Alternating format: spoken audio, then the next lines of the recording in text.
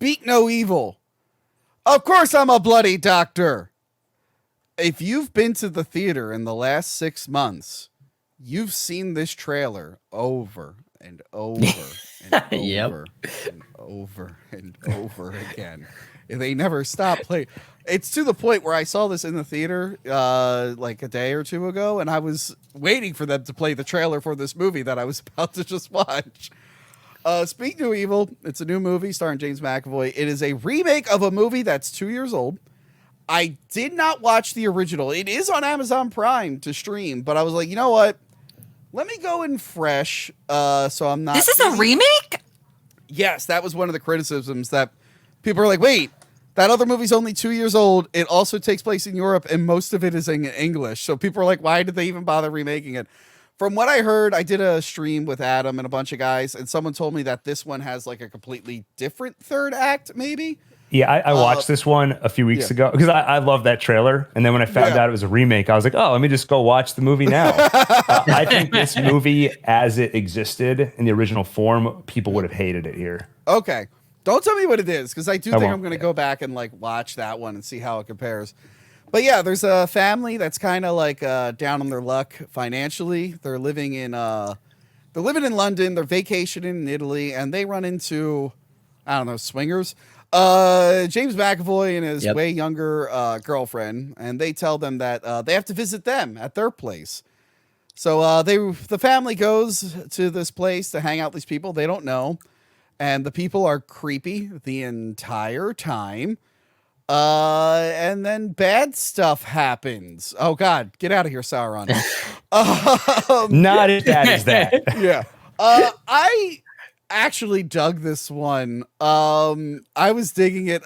I was wondering what the twist or what the revelation would be, but most of the movie is just this family trying to be polite and the people in the house just being real weirdos. It reminds me of The Cable Guy, where Matthew Broderick is just trying to be really nice to Jim Carrey, but Jim Carrey keeps like overstepping like his boundaries and doesn't know like when to draw it in, is being really, really creepy. So it has like that level of uncomfortableness the entire film. And then it turns into a schlocky. People are shooting and fighting each other. Joey, how did you feel about Speak No Evil? Did you see the original? I have not seen the original, but now I'm curious. The beginning was really slow for me. First of all, I had to take a shit in the theater, so I was like, "Can we fucking hurry this up, man?" Because I really have to go to the bathroom. So then I ended up going, and everything was good. And by the time I got back in the middle of it, I was like, "What the fuck am I watching here, man? It's a totally different fucking movie." But if you hang in there, God. And then I realized I walked into the wrong theater. I was on the edge of my seat, but this is like a great example of a movie where like, you know, something is fucked, right? But you just can't put your finger on it. And I think it's especially great because the horror of it kind of unfolds really slow.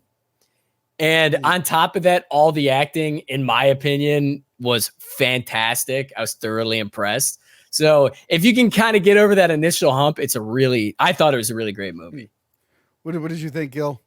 I agree. I thought it was great. I think the whole setup is so perfect because it's perfect for horror because you have the building tension of things just keep getting weirder and weirder. But it's also perfect for this uncomfortable humor because it's so relatable. We've all been in a situation where you're with a group and you're like, I want to leave. This is just, these people suck. And you're with somebody else and you have to kind of signal them and you can't. And if you've never experienced that, then you're the people that the other people are trying. So it builds this like humorous tension, but also this like, we have to get out of here. There's clearly something sinister going on. And actually, it's so frustrating that they released a second trailer that shows so much from later in the movie that I feel like spoils a lot.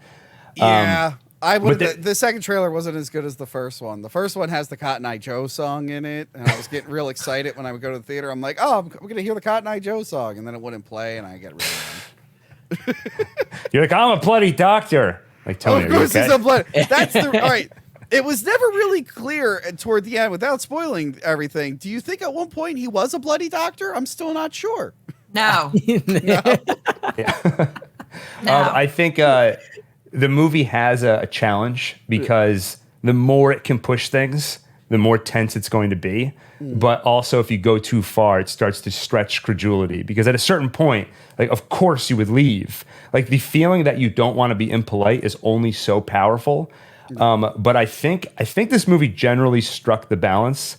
And I actually think they struck it a little bit better than the original, probably because they watched it and they got to just make a few little tweaks here and there.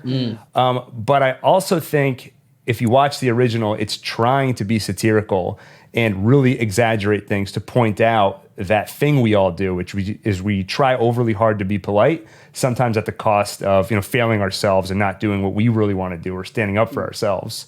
The one thing I would say is that in the family's fight for survival, there is an obvious weak link in the family.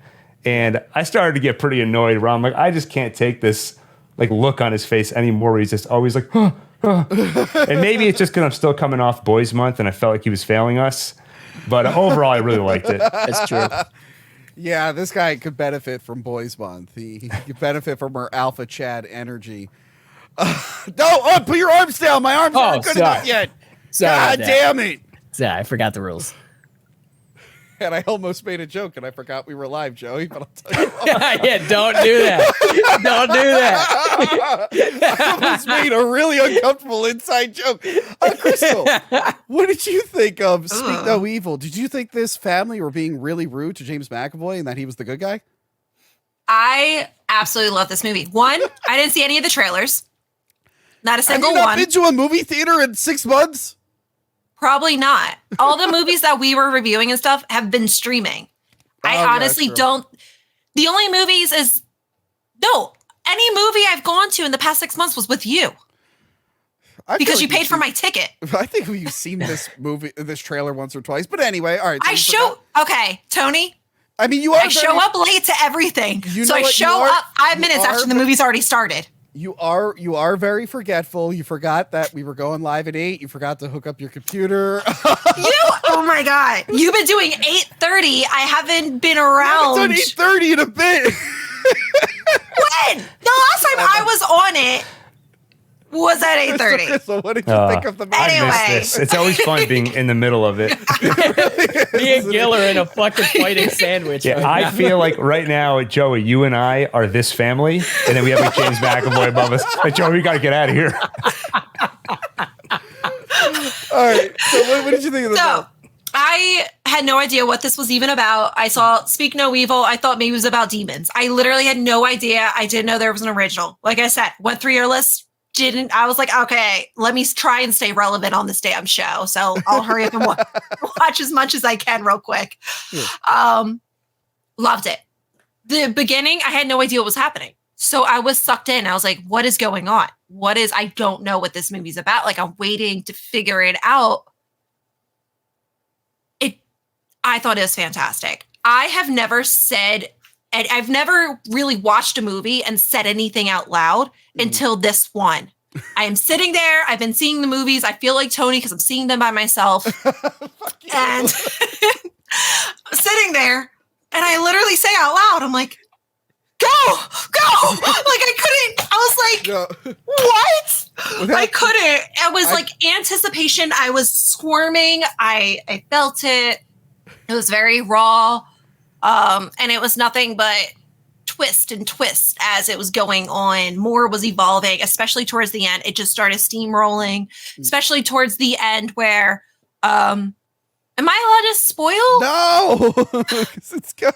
When someone dies, the last person die or was about to die, I was like, just fucking shoot him. Like and then when that very last kill, I was like, that was satisfying. I thought the movie was gonna like give one last like, come on, and that was satisfying. Yes, I have a question. Like, yes. I have a question for all three of you. How many times would you have gone back for that bunny? I would have said, go fuck yourself. Yeah, literally.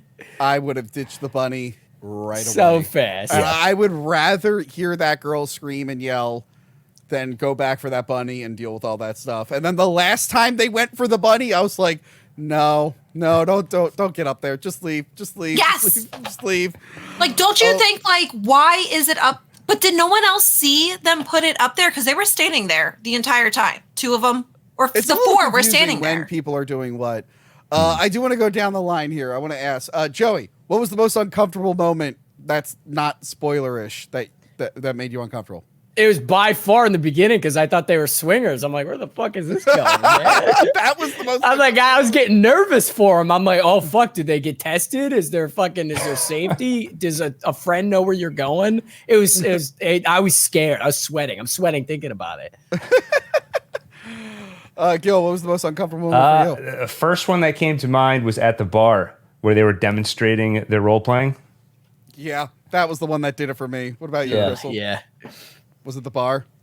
I don't know if uncomfortable is the right word. Maybe intrigued. Okay, wait. Here's a funny thing about. Yeah. I have a funny fact about the bar. That poem he recites is called "This Be the Verse." About the parents fucking you up. Is like they fuck you up, your mom and dad. He recites a whole poem. I know that poem because on Kaylee's show we did Zardoz and we got talking about poetry, and she revealed that her parents had that poem like since she was a baby. That poem's been hanging in her room. Her parents gave her that poem. And I'm listening to and she recites the whole poem, and I'm like, oh wow, Kaylee, you're like fucked in the head. But I'm sitting in the theater listening to the poem, like, wait, I know this weird shit. And I text her, I'm like, Kaylee, I'm in the theater right now. It was 1 p.m. on like a Tuesday. I wasn't bothering anyone. I'm like, I'm in a theater right now, and James McAvoy is saying that creepy poem, and she's like, you gotta be fucking kidding me.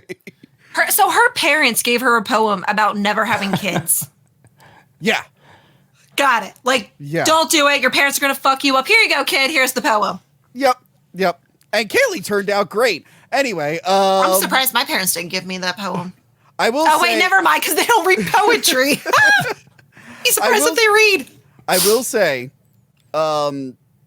without spoiling too much, when it is revealed like what their plan is, I was kind of let down. But there is like an accomplice who basically calls them out and is like, why do you drag this shit out? And I'm like, no, that guy's got a point. I wouldn't have included that line because now I'm thinking like, oh, I thought that was like there was some bigger meaning to what you're doing, but you guys are just fucking assholes. Yeah, that's what they said. They were playing with their food.